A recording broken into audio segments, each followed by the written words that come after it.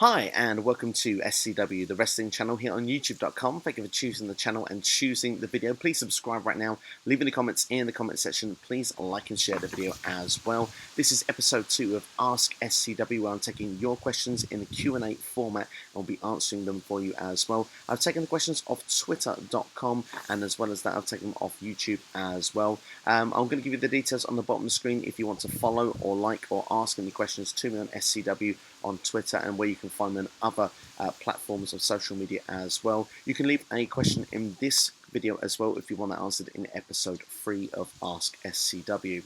So let's go to Twitter then to take the questions and give everyone a shout out as well. This is the first question this week coming from James Steele. He says, how would you book the Undisputed Era when they eventually come up to the main roster? Well, James did ask a question last week asking who I thought would be the most breakout stars from NXT, and I thought that when they come to the main roster, I did say it would be the Undisputed Era. So to actually say how I would book them is very interesting indeed, really. I mean, strong is probably the obvious answer to give there, really, because if you're going to bring someone up to the main roster, you need them to look strong. They have to have a purpose to be there, perhaps a storyline to back them as well. I like what they stand for in NXT. What they want, they go out and get.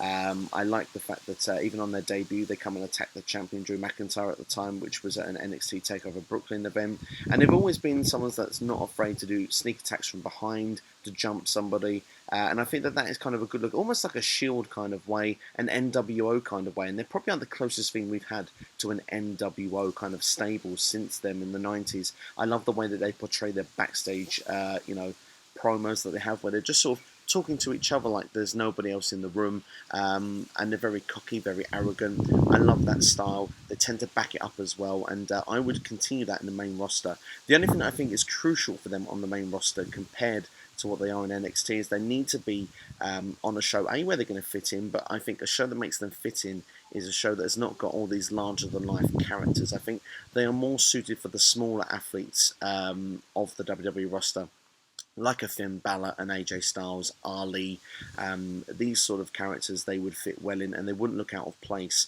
Adam Cole's quite small in stature, and to be the leader of this stable, for him to succeed, he's not going to do so well against the likes of a Braun Strowman. It's a very mismatch, different kind of these two athletes put together, so that's not going to work. You need to put in more with the smaller kind of guys, even a Seth Rollins. I think then you can see these guys succeed on the main roster. If you put them with the guys, like I say, a Braun Strowman, a Brock Lesnar, I don't know if it's going to work too well for them, and as a stable, it's going to work very well. And to be popular as well, which I'm sure most of the people want to see, the OC would be an obvious way to go straight in there as well for these guys. The OC versus the Undisputed Era, the old original club, Undisputed Era, is a feud everybody wants to see, so I think that would be a nice way for them to actually be a part of the main roster and introduced.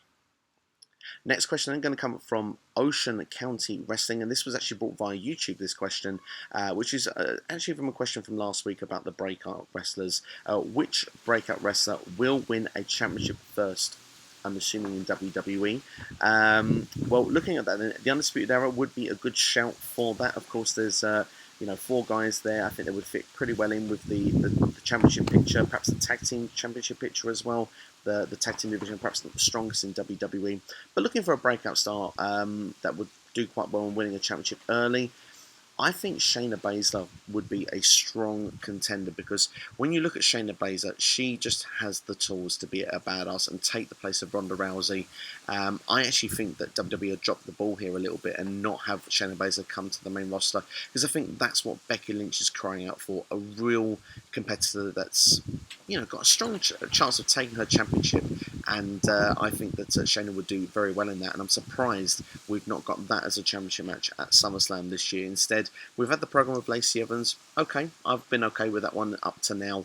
But now with Natalya, it just feels there's a lack of direction and a lack of challenges for Becky Lynch. And I think that Shayna Baszler would be a good one. And I think that she would actually be one of the quicker people to win a championship in WWE on the main roster. Our next question comes from Random Sport Chat's thoughts. They ask, when I go back and look at a video from early 2019, I see the crowds going crazy for Seth Rollins.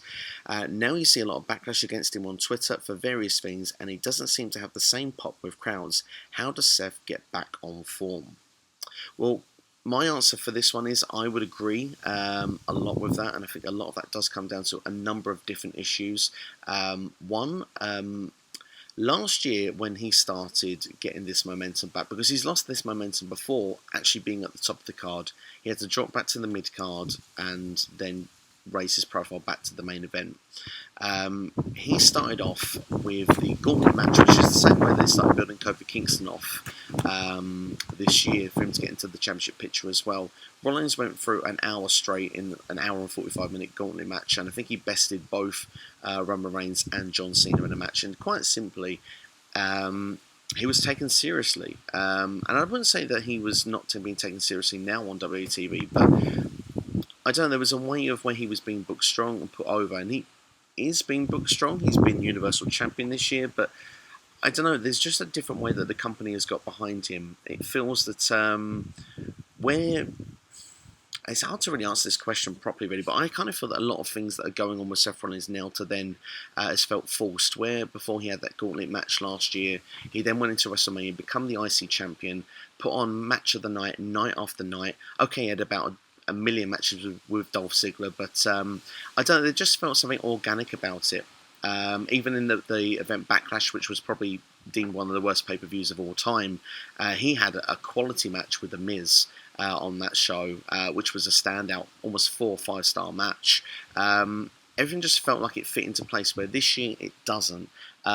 Yes, he's being the company guy, he's throwing statements out defending WWE on Twitter, and that's going against what his demographic of crowds are a reason why they cheer for him. I mean, a lot of that demographic are the people that were behind Rollins, and it feels to me that you look at it and say, when he's defending the company for bookings and stuff like this, and saying that John Moxley now, who's probably the hottest property out there, especially with the hardcore demographic, taking food off of his table and has taken like a downward step, that stuff isn't going to go down well with a lot of the crowd, and people have kind of turned against him for it. So it feels to me that that's one of the big reasons why.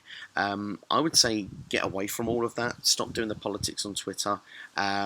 Book him better. I mean, he's not really had good programs on WTV for a while. I mean, when he was against AJ Styles, I mean, a lot of people actually were excited for that match. When we see now repeat match with Brock Lesnar, and we're going to get it again, people are not excited about that. You look at it as well, Baron Corbin, we had 3 straight pay-per-views with that, and you can say what you want about Baron Corbin, whether you think he's a good heel or a bad heel, it's not what people want to see, and I think that kind of adds into a lackluster championship run. So you could say not really everything is his fault here, it's just through the booking circumstances that he's not really got the creditable opponents to go against him. I mean, AJ Styles is something that people want to see. I imagine Daniel Bryan would have been a program people would have wanted to have seen as well, but of course he's on SmackDown. We've got the Wild Card Raw as well, but I just feel there were different programs he could be involved with. But one other problem I think with Seth Rollins, particularly at the moment, comes from our next question, which comes from, and apologies if I'm getting the names wrong, by the way, when I'm saying these out on Twitter. I'm not the best with names, but Deshaun Porter has asked 2 questions, and I'll take the first one here. Do I think that Becky Lynch and Seth Rollins, do they think they're a power couple? Well, they might believe they're a power couple, but for me, I think that chemistry on TV is feeling very forced, and that is really not working for either character at the moment. I mentioned Becky Lynch before, there were lack of challengers, and Seth Rollins as well. I don't know, just them as a pairing, it really feels forced. It doesn't work on TV. I would just let them build their relationship naturally backstage, rather than actually force it down our throats every week. I don't think it does this man character of Becky Lynch any favours, and I think it makes Seth Rollins look quite weak next to her because of the fact that he's kind of been booked of, almost as the secondary person in that relationship. So if you want him to be the face of your company, he needs to be the dominant guy, and I don't think he looks dominant enough on TV from that. So there's a lot of different variables there with Seth Rollins. So to fix it, I'd separate him and Becky Lynch, don't have them doing programs together. I would close off this Brock Lesnar feud as quick as possible. I actually would say that Seth Rollins needs to come out at the end of this as well as Universal Champion again, getting back in programs with people we want to see. Maybe Samoa Joe would be a good challenger if he could win on pay-per-view. But I mentioned other names there before. Back in there with AJ Styles. If all else fails, you have to turn him heel, because his best run in WWE was in 2014 to 15 as a heel, where he was with the Triple H's sort of corporation at the time. And I think that was when Rollins did some of his best work. Maybe as a face, it comes across a bit cheesy and corny. I mean, let's look at it as well. This week on Raw, very cheesy, very corny. Didn't enjoy his promo work with Brock Lesnar. I feel as a heel, he did his best work, and maybe that is the way they need to go again. Because when he was face before, and in 2016, that run didn't work very well either, and that's when he had to drop down to the mid card to begin with. But going back into the power couple, I'd separate that. For me, it doesn't work either. Going back to that second question then there, what do you think about AEW new TV date on Wednesday starting in October? For me, really, I think it's a good day. I think AEW have said throughout the whole process that they are not looking to actually be a rival to WWE. They're looking to be an alternative. And although we probably haven't seen evidence sometimes with that when we've actually watched their programming, there seems to be a lot of sly, subtle, maybe sometimes not so subtle digs at WWE. This actually does go into the pro column of them saying that they're looking at, because they're not. WWE does something almost every single day of the week, and it kind of feels whatever is going to happen, WWE are probably going to go against them. Wednesday night feels a kind of a safe-ish night. I know NXT is on the same day there, but you're not going against Raw and SmackDown, and I think that is crucial at this stage for AEW to go against WWE head-to-head, really at a main roster, mainstream level, is probably not a smart move, and I think that they would probably, even if they put on better television, I just feel it's too soon, and I do feel that they would probably end up with less ratings, because despite the fact what people think about WWE, they're going to keep watching. So for me personally, I think it's a good thing that it is on Wednesday starting in October.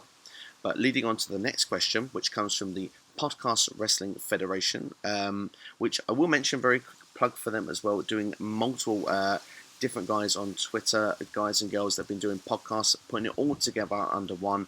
SCW can be featured under that as well if you do want to see us through the Podcast Wrestling Federation. So go and follow them on Twitter right now, and you can follow them and subscribe to them on YouTube as well. There'll be a lot of great content coming from them, lots of good content from the guys and girls doing lots of different podcasts on there.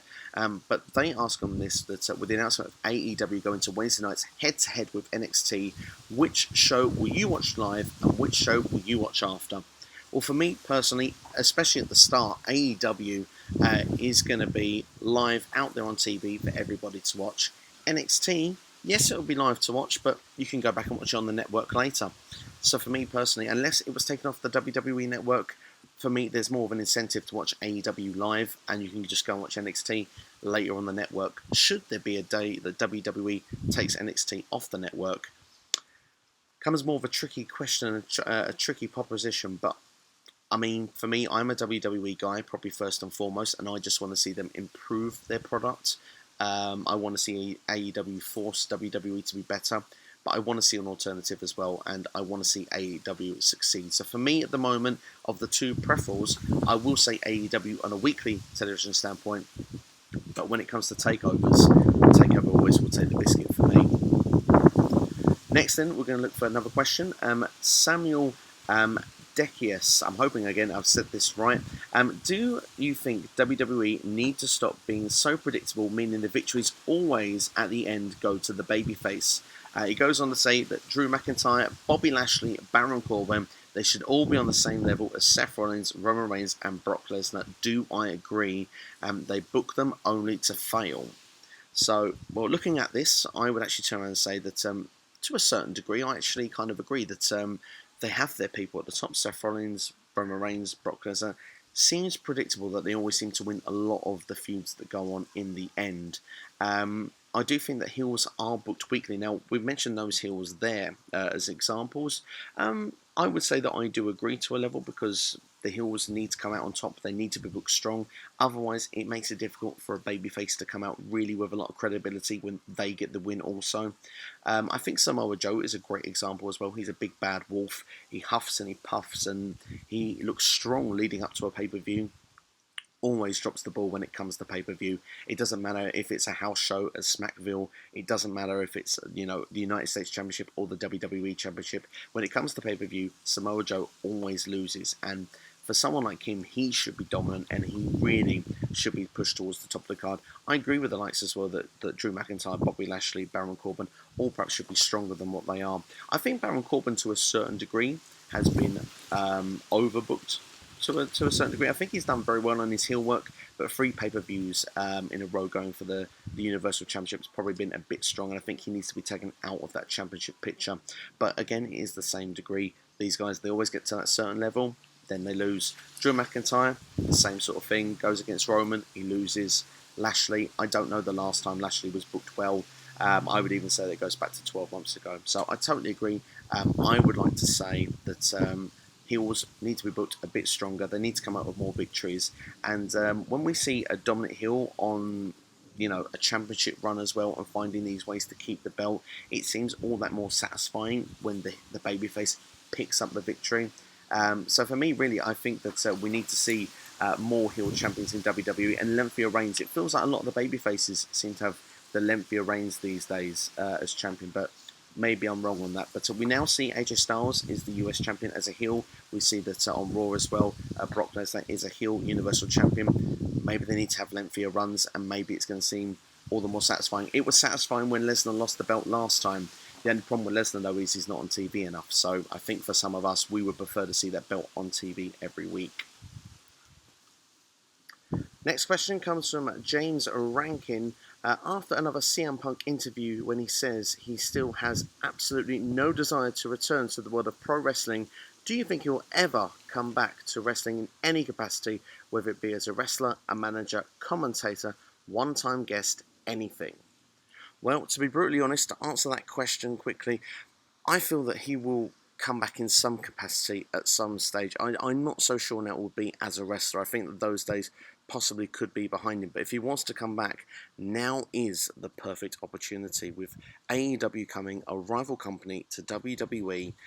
Although they're trying to do an alternative product, they say this is for the world of pro wrestling to make something different, to make another place for people to work, to bring change.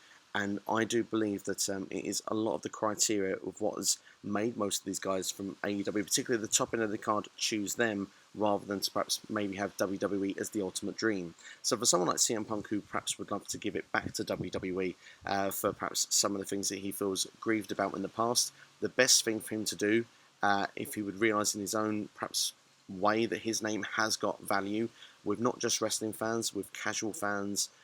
He's done television products since, he's been involved with TV, he's been involved with the UFC, so he's done things, he's got his name about and continue to be in the public eye.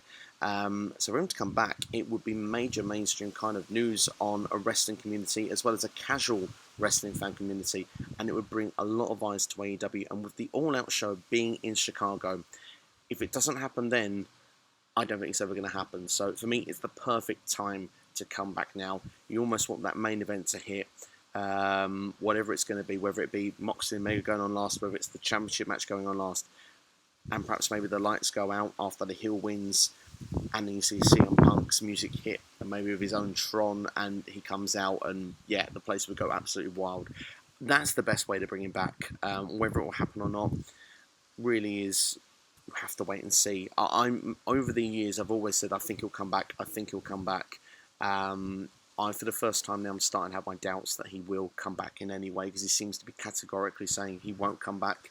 And Chicago has hosted a show before with the All In. Now, this was kind of before AEW was actually a mainstream thing.